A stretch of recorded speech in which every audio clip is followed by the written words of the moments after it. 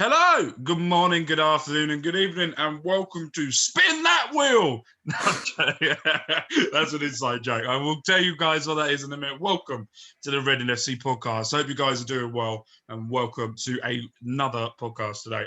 So the reason why I said Spin That Wheel is Ryan is currently spinning a wheel full of NFL teams, and whatever the last team is on it is who he's going to be supporting.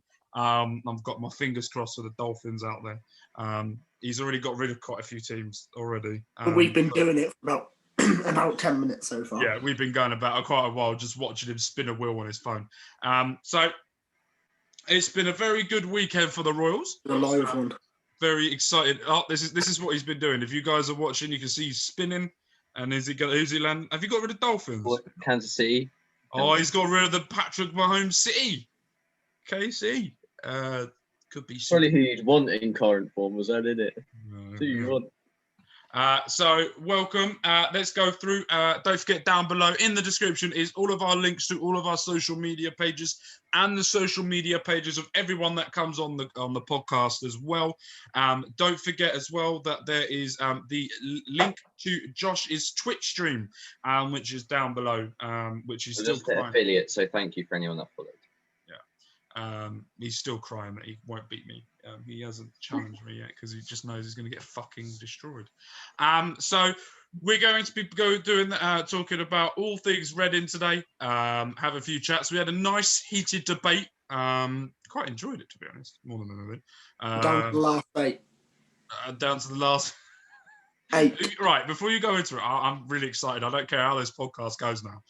Who are the last 8 teams? Last 7 now. Who's the last 7 teams?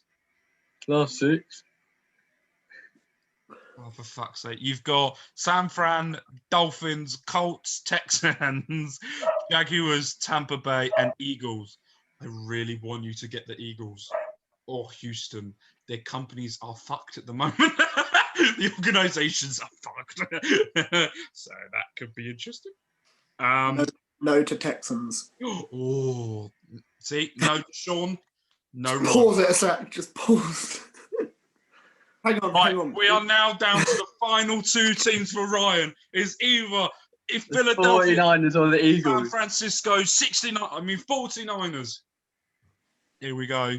Oh, who's he going to support? He's going to be the Jimmy Garoppolo San Francisco. No.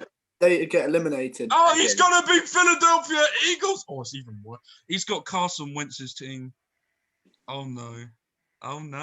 So Ryan now on is a Philadelphia Eagles fan. Just spinning it on his own. Once you get the white end,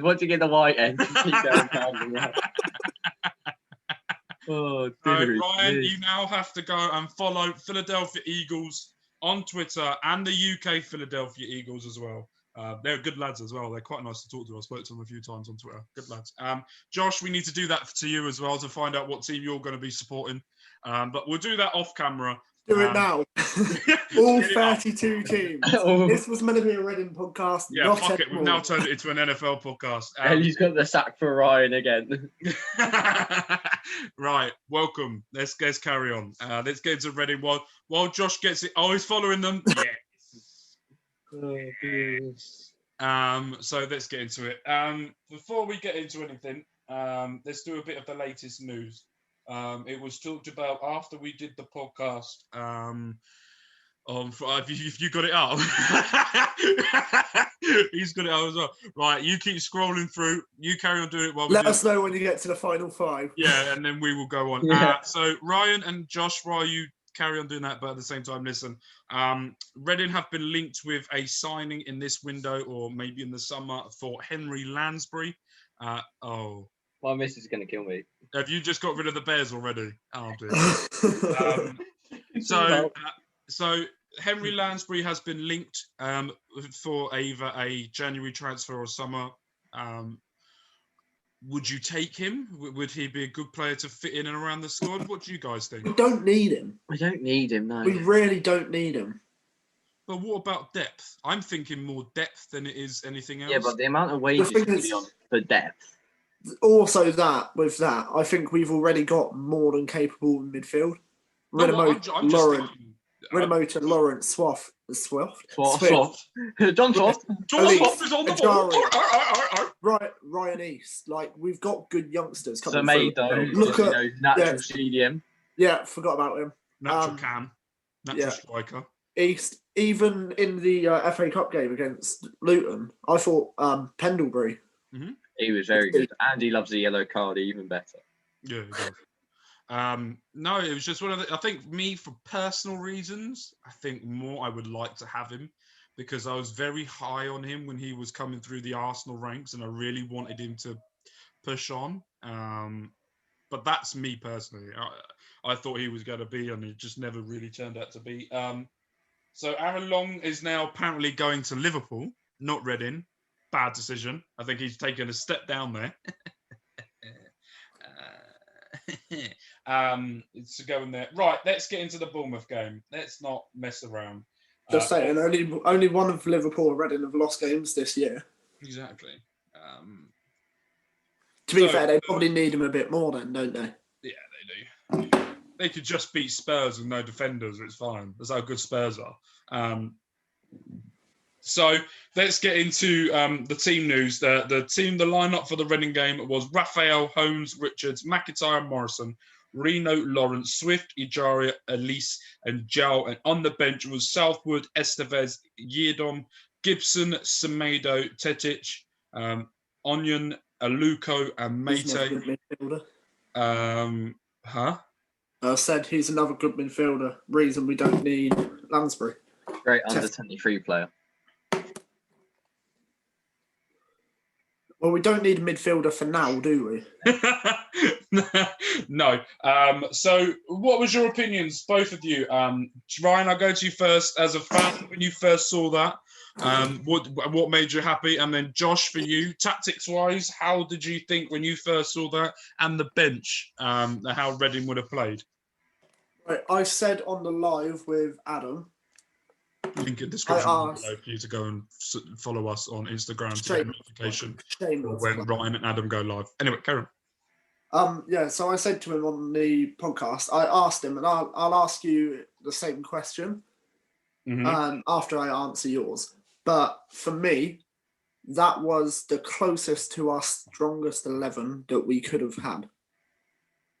The question I asked Adam was, if everybody at the club is fit, what changes do you make from that to become our strongest 11? For me, what I said was, it's nothing against either two of the players because they've played fantastic. And so the two changes that I'd make to make it our strongest lineup was Moore for McIntyre and Yiedom for Holmes. But the credit for both of them is when Moore's back fully fit, he's not going to get straight back in the squad. And the same with Yiedom. Yeah. Josh? I think this could be where Morrison slowly gets phased out, possibly. Not because he's been bad, but I think with McIntyre playing so well, and Moore being club captain, maybe we'll see a bit more rotation of Morrison taken out, considering he's like the only player that's played every league minute for us this season, alongside Raphael. And remember, he is 33. Mm-hmm. Yeah, so and he is last year of his contract. And last year of his contract. I think more chance Jaredom does kind of slide straight back into the fold because at the end of the day, how good Holmes and Estevez are, Jaredom at this point is just that level above, I think. The point that I made to Adam about Yiedom not getting back in the team is not only Holmes and Estevez, because both of them have impressed, in all honesty. But just before, when Yiedom first was out injured at the beginning of the season, I think even Araruna looked good. He's such a forgotten man this season. Poor Araruna. Yeah, he was so good at the start of the season. I thought this is where his Reading career kicks on, and he just went and played. And I'll ask you both the question that Adam asked me on the live. When Yeardom's back, would you put Yiedom in right back and even push Estevez up to right midfield? There'll be a clause in his loan saying we have to play him right back, won't there? That's what I'm thinking. There might I don't be, think not there a is. clause, I but some think he's agreement. He's already played right back twice, Yeah, right wing twice this season. Yeah, I think there's always a thing when he's at the age of where he is. It's just getting him minutes. Yeah. And getting him around players that He's also can played help left him. back. Yeah, so if there was a clause for him to be in the position, he would have played that.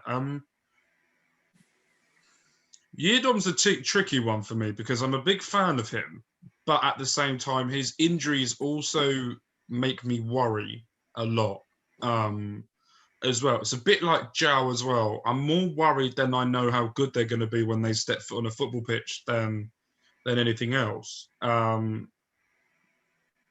And there's a question I want to ask you both in a sec as well, but I'm going to ask Ryan first.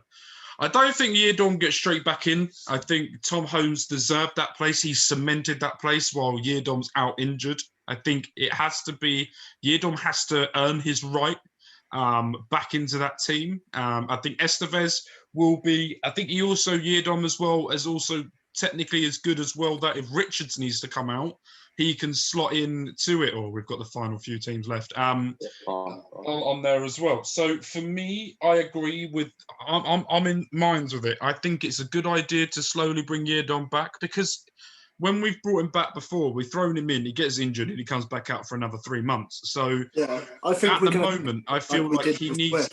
Yeah, exactly. And I feel like he needs to be slowly worked back in to a point where either the end, how long we got left of the season? February. We've got 20 games left. Yeah, so with that games, even if he plays half, 10 here, then at least he's going to be minorly fit, and then he's got the summer to strengthen it up and make sure it's okay for him. I'm going to ask you something then about that.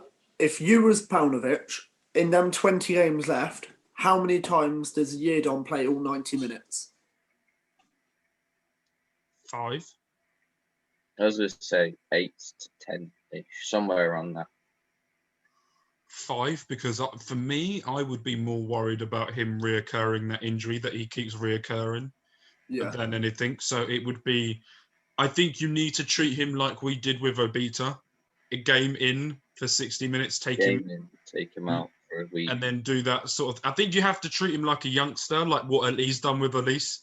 Put him in for a game, take him out for a game, put him in for a game, and then take him out for a couple on the bench. I think that's the way you're going to have to do that. It's the same with Mate as well. Let's not forget as well, I'm pointing out Yeardom, but Mate's injury this season, he hasn't really had one, I don't think, before. I think it's a different injury to the one from early in the season. It's still injured. I still think that we need to find out how the fuckers keep getting injured every single fucking season. Basically, when a player tackles them. No, I know that, but it's a reoccurring thing where every single fucking player gets injured at a certain point. It always happens for Reading. No other. I think that's also just a general championship thing, though, because of There's a pattern with the players that it actually is as well. You can rely Swift, Zhao, Puskas, Yeardom. Yeah, but Puskas really hasn't had an injury before. To be fair, with your Yeardom, I don't think since he's been here, he hasn't really been injury prone other than this season. Yeah, I think he comes down under Jose, under Clement, he played basically every game. Under Jose, he did play it. He's the only player to play every game. I remember seeing the stat. I think Bowen, he played when he was fit. What I said the other day about him playing so much and not really having a break, and I think that's where the injuries come from. And he played week in, week out for Barnsley and Barnet before that. So, I mean... At some point, you're going to need a fucking rest. You're going to need a rest. Yeah. So, I agree. Question for you both. This is non-Bournemouth, non-Reading related. But there was a question that I saw the other day, and I'm going to give him a shout-out. Good old Billy. Billy, everyone knows a bit of Billy. He's the most random person you'll ever meet. Coming on the podcast soon. Yeah, coming on the podcast soon because he kept moaning at me last night on Snapchat. He wasn't coming on. So he will be coming on the podcast soon, just working a few things out for him to get on. But he put a question in over the weekend that really got me thinking. And it was a very good question. And it was, which player have you fallen in love with to a point where you put him on a shirt or you're biased towards that player? Is I'm there just going to take you upstairs to my room. Jan Kermigan. No, yeah. So your last player that for you was Jan Kermigan, that the player that you've really thought. For me, I can't. The last player I struggled with this. There hasn't been a player for years for me that Kevin Doyle was probably the last one. I can't say my one because Mark will murder me. If you say fucking Gareth McCleary, I'll drop kick you in the fucking face. Chris Gunter. It was McCleary around the day. It was after QPR away after that. And then the Burnley goal. Where I thought we were going to make players. You know, I'm going to really piss you off as well. Baldock almost got there for me. I got reasons for it. No. Villa goal. The shithouse against QPR when he scored the equaliser and run past their defender, Tony Listener, doing that because he said he was small. And he was like, yeah, fuck you. And then he scored like a screamer the week after, didn't he? Then the other one for me, the shithouse moment, was Cardiff away, or a year ago today, actually. We had 2 players down injured. Dave refused to put the ball out and carried on playing. So he's passed the ball away, and then Baldock's come flying in, taken one for the team, about 5 seconds after the ball's been played away, just to stop play so they can get treatment. Yeah. And then I remember turning around to who I was with and being like, that's the kind of shithousery I love. I've got a funny story with Baldock. So I used to work at Reading as a ball boy last season. It's when he came back into the squad under Bowen, and he's on the bench. And his first game back on the bench, he just came around and said hello to all of us. And then he's passed me the ball and he just boosted at my left foot, full pelt to my left boot, trying to wind me up, just kicked it at me. And we just both started laughing at me. But that's why I rate him so much, is because he's such a shit house. He just looked at me, my first time he's ever met me, and just booted the ball at me, a full pelt towards my feet. Do you remember as well the video where they was at some kind of evening with the squad, and everyone was like, who's the best player in the world, Messi or Ronaldo? Everyone's like, Messi, Ronaldo, Messi, Ronaldo, Ronaldo, Messi. And then it comes to Baldock and he just goes, John Swift. Yeah. Class guy, but other than the one that shall not be named because Mark will murder me, Adam Lafondra for me as well. See, I didn't rate him. Oh, I love that. But that was... You got to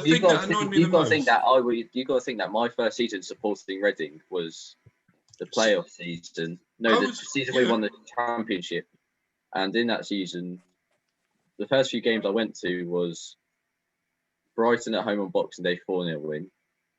Lafondra scoring against Leeds, where he came off the bench and scored 2. Southampton away. Those are the major ones. And then in the Premiership, getting Player of the Month after playing 87 minutes of football in the entire month. For me, Lafondra was an enigma for me because I didn't rate him because he used to just come off the bench, and I was like, well, if you're a striker, I was ignorant back in that. Well, you still are. Yeah, let's be honest. I'm going to get a button where I can press it, and it's just agenda alert. Agenda alert. I don't have that much of agenda. Mark's talking. Agenda alert. I don't have that much of agenda against anyone in the team at the moment. Last year I did. This year I don't. About half the squad last season. Yeah, and look at what. Right, let's be honest. All of the fuckers have gone, and look how good we've been doing. They've been a waste of space and didn't even need to fucking be. I think McCleary. I think Load was actually one of the worst ones for it. I think because I think he was the one bringing down the other young players, like at least kind of just slagging off the whole system of the club. You know, I'm going to. And also, if you get treated the way Loader did, I get it. I'm going to change the subject a bit here, kind of. But to what Stephen Hunt put on Twitter during the game against Bournemouth. I know what you're about to say, yeah. I don't know if either of you saw it. Yeah, I but saw what's it. the difference between this season to last season? There's no Bowen. There's no Bowen. Do you think that's the main difference? We've had I think the whole club's kind of been... I think the club hit F5 over the summer and we kind of just refreshed it all and went, yeah, let's go again. But, you know what? I don't think it's that. I don't think it's I don't think it's that. I think it's Bowen, and I think it was all the players that were here under Gomez, Clement, and Stam. All the ones that have been here quite a long time. Basically, it's a whole new squad, isn't it? Almost. Well, it's not a whole new squad. not. It's getting rid of the shit. Everyone that's playing this season was here last season, bar Lauren. No, but as in, I mean, from especially the Stam and start of Clement, sort of the downhill of Stam. Yeah, but then if you look at right, so if we're going to go through it, the players that have been here from Stam and all of that all the way through are the ones that basically left in the summer, and we've all criticised managers throughout that time, saying managers' fault. Some more than others. You're pointing towards? Who are you pointing towards? You. Oh, because I'm down below from on my screen. I've got the full screen thing, so you'll just flash up every time one of you talks. Oh, okay. So yeah, and I haven't. I wouldn't say I've criticised the managers as much. I've criticised a lot of the players a lot more than I have the managers. If you raise your fucking hand, I swear to God, it changes my screen. I was trying to do it how Josh does it, where it pops up when you talk. Oh, okay. But I realised I don't like it because I like seeing like Josh's reaction when you start talking. Oh, for fuck's sake, Josh raised his hand and he's messed my screen up. Can you move your hand? Because I can't change it back. It's really annoying. Yeah, where is it? Lower your hand. Lower. Fuck's sake. So for me, I think it really does tell, and I'm not going to go on a rant or agenda time. So for me, I think it's quite telling when you get all the players and people say I have an agenda, maybe, against McCleary, which I do a bit because of what I say is true. When he left and Gunter's left, and they all thought they were going to go onto a bigger club, and they didn't. They've gone to a lower club. McCleary versus Brentford, when he come off the bench the other day, yesterday, when we record this on the Saturday, it was 2-2. And when he come on, they lost 7-2 in the end, just show how great of an impact he did in that match. So it really is the players. It has been, and it's very much, we were very much the Chelsea of the Championship. It was player power. It was, if the players didn't like it, they underperformed. I can see what you're doing. I'm just ignoring it. So, I'm doing it in reaction to what you're saying. Chelsea. Yeah, I gather. So I think, and also if you look at what Paunovic has done with the way he does things and with the staff he's got, it just goes to show if you actually have a manager with some sort of tactical sense and some sort of understanding of a former player become a manager, look what can happen. And Kia is a massive player in this. And someone, Adam, always criticises Kia, and which, let's be fair... Arsenal fans follow him as well, don't they? Yeah, but at the same time... Did you hear what he said properly then, Josh? Yeah. Yeah, okay, good. So, and Adam's just negative, isn't he? Yeah, he always is. Fucking negative Nilly, I tell you. So, for me, I feel like Kia a lot of... So, for me, that's why I think there's a mass difference. Got rid of the shit. I want to say congratulations to Jordan Obita for making the step up from League One to the Championship. Moving from Oxford to Wickham. Even though he possibly might be going. He'll be playing League One next season, so it's fine. He can have 6 months in the Championship to keep himself happy, and then go back to where he probably is playing a. I still think he's capable of playing in the Championship. No, he's not. I could see him impressing. I could see him impressing. He did it. No, because when he played for us last season, he played. I think he's quite good. Or not quite good. He did all right. Yeah. He was a capable Championship player. Yeah, he'd suit like lower bottom half team. The issue with Obita and the only thing, I think Derby would have been where he should have. Yeah, the only thing that I would say with Obita that would put me off as a manager is his pace. Is the injuries. And the injuries, which I think he sorted his injuries out where I think he was playing constantly for Oxford, where the injury... They play week in, week out. Yeah, so I think we sent him to a specialist, basically, to go sort this. So that's why it took so long, is because he came back and he went again. So then we sent him to a specialist, which just takes longer. But then it's just, the injury's basically gone now.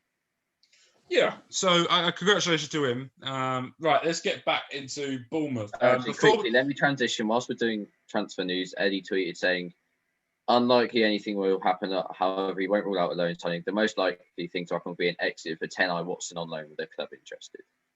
No, that's fair enough. Kind of forgot he's here, but I think he's here just to keep Joao happy, I think, because he's like, Joao and him are like best mates, apparently. Yeah, but his contract Yak and him's best mates, isn't they? runs out the end of the season, doesn't it? So he won't be getting a new deal, nor will Sam Smith or Sam Walker. Looks like with them now. Bless you. They'll go on loan and then they'll sign for that team at the end of the season, I think. Yeah, it's more like a building up then for them for next season. Let's get into the game. 3 goals in the first 45 minutes. Hold on, before we get any further, round up. Josh, how many teams are left on your... Well, I got 5. I just left it.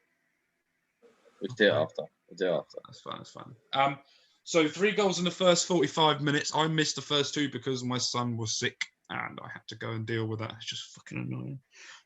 So what did you make of the goals? Both of you. What did you both make of the goals? I was annoyed at the first one. Huh? I was annoyed at the first one because I had a bet. Lucas João to score first and Reading to win 3-1. Oh! If Laurent hadn't got there, João was that far away. Yeah. João would have scored then. He would have. But other than that, yeah, it was good. So I saw a thing, and I want to ask you your question. Was it that? So the free kick for the second goal. Let's talk about the first goal. To be honest, the toe of unbelievable strength from Josh Laurent. It just goes to show just how good of reactions and how good he's been for us this year. Yeah, have you seen his celebration on Twitter as well? Yeah, I don't get that. That's one point I was going to say, actually, because I pointed it out at half time to my brother. But we were just reacting to everything so much quicker. Yeah. Both of the first 2 goals. You can tell one team's in form. Yeah. The first 2 goals, both of them come from a shot where they haven't followed it in, and we have. We're just doing basic stuff right. Yeah. It's quite the Sunday League phrase of "we wanted it more." Yeah. That second goal as well, I think, was very poor keeping from Begovic. Yeah, Begovic held it or pushed it outwards. He kind of just pushed it down back into the ground. Did anyone else think that free kick was utter shit as well? I don't think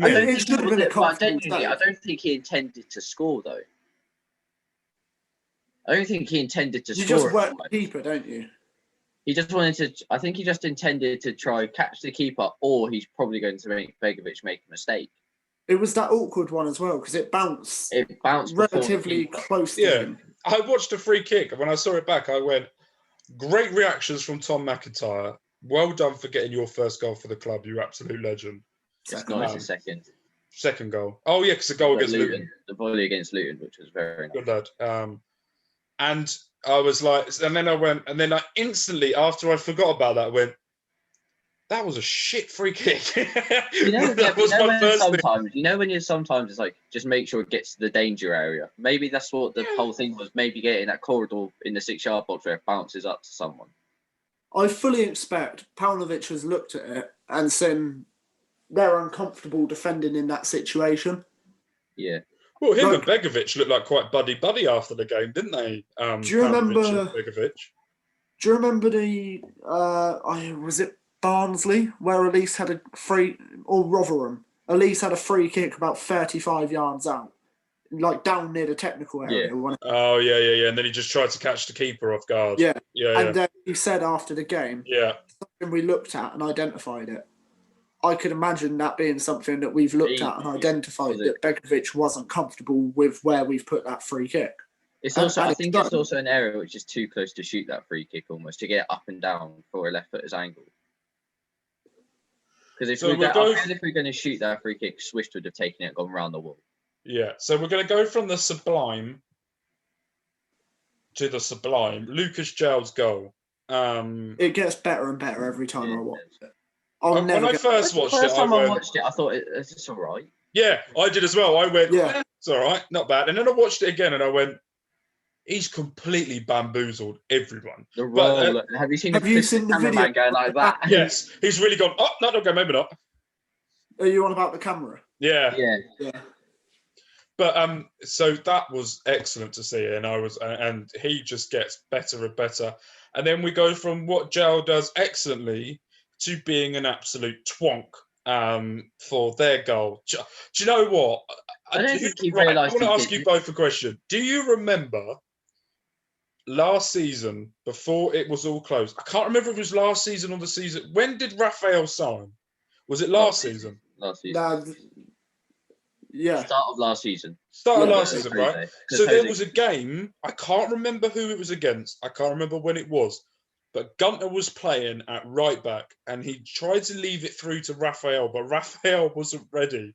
And then Gunter had to come back and clear it away. And Raphael's literally run towards Gunter to punch him. I mean, I do remember that. Yeah, I don't. Do you remember that? Where he was going to fight Gunter because Gunter wasn't listening, and Gunter just turned around and went, "Calm down, just calm down." And Raphael's like, doing all this, all that. It might have been Gunter. I think it was Gunter's first game back against Luton. It must. I think it was. It was, and I was like, because that's when Yardom got his 5 yellow cards quite early in the season, like November time. Yeah. And Gunter and McCleary both came back into the squad for Luton at home.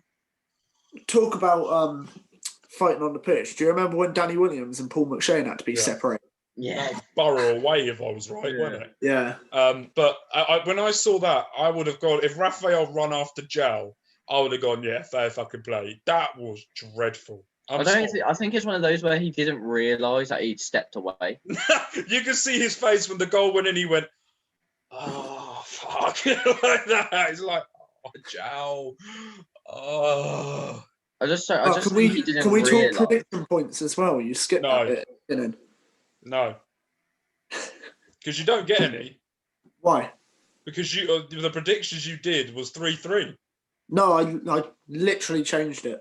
I said I will change it on the podcast. Did you see what I said to Adam? But it will not get changed on the predictions table because when we do the predictions, that's staying. So was I the only one that predicted a win, by the way? Yes. I literally predicted 3-1. You predicted 3-1 on the podcast. You know what? And I said you could get a brownie point for that. You might get half. I might put a half a point on because you got it. That and Josh will get a full point because he got ready to win. But only one who has faith. Only one. Well, no, I changed mine on the podcast to say 2-1 Reading, so I get half. Yeah, but I predicted it from earlier. Did you see what I said to Adam? Because he changes his prediction quite a lot, I was like, some of us. See, you change your prediction every week and you still get awful outcomes. So I only change it when I get it correct. If I don't get 3 points, I'm not doing predictions anymore. Just fuck off. Let's go through some of the stats. Reading had 38% possession compared to Bournemouth 62. We had 18 compared to their 19 shots. We had 9 shots on target compared to their 5. They had 12 corners compared to our 2. And we had 12 fouls compared to their 19. Tactics-wise, Josh, I'm going to go to you. What did Reading do better than Bournemouth? And was that the most complete performance Reading have done this season?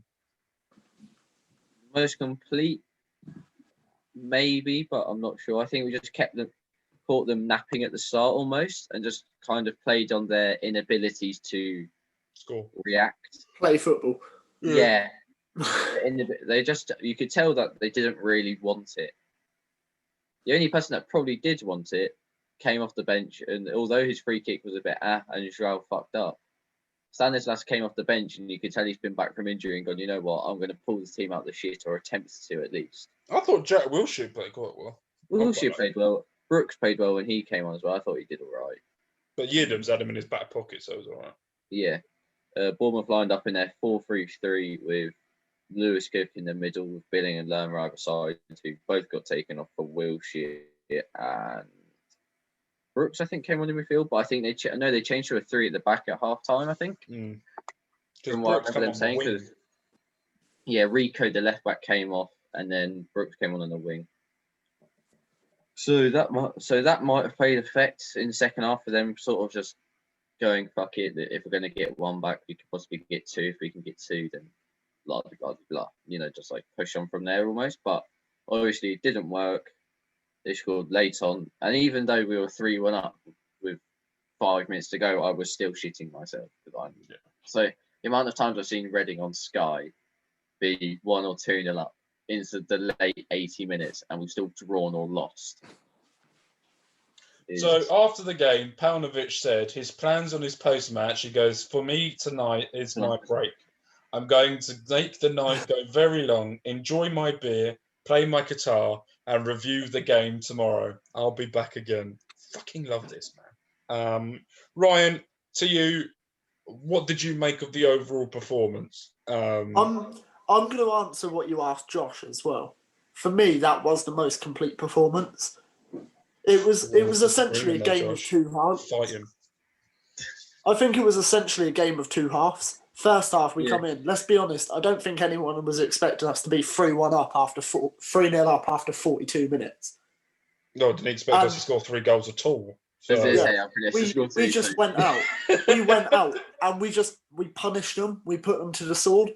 And then I think at half time we said, look, we were 2-0 up against them earlier in the season. They come out and attacked us and we threw the game away. Most important thing is do not concede early.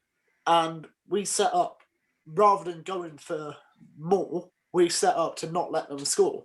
And bar that, what do we call it? Lapse from Zhao, that turn from Zhao. Mm-hmm. I don't even think it's a lapse. I think it's just a complete mistake that he didn't mean to do.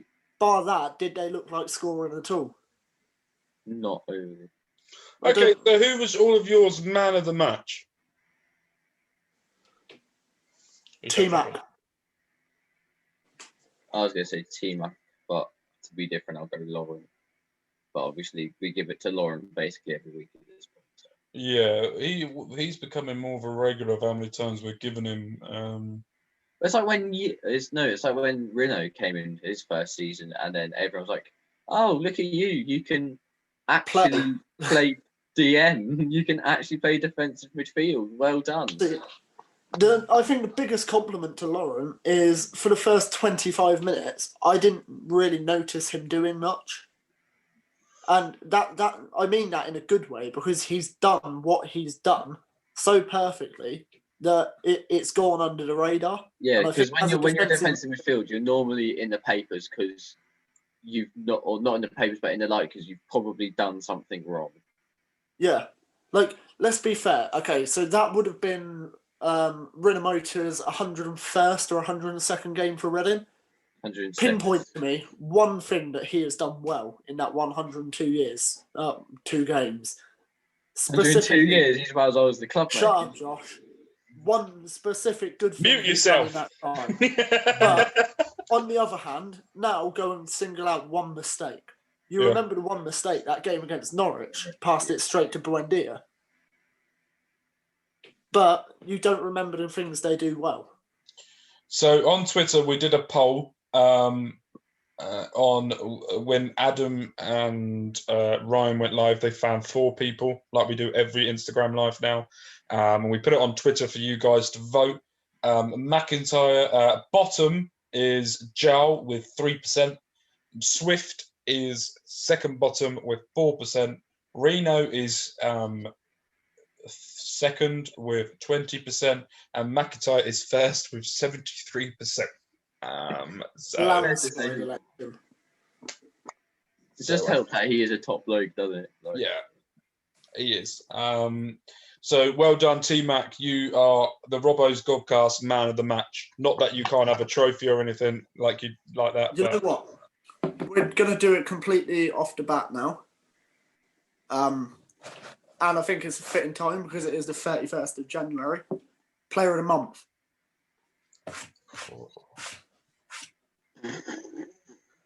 I'm trying to think every game we played this month now. Would you like a reminder? Yeah. Right. Because Brent. I'm trying to think. Because Brentford's the first predictions, then got COVID. Right. So this month, we started off by beating Huddersfield 2-1. Then lost 1-0 to Luton in the Cup. Beat Coventry 3-0. Drew 0-0 with Preston. And beat Bournemouth 3-1.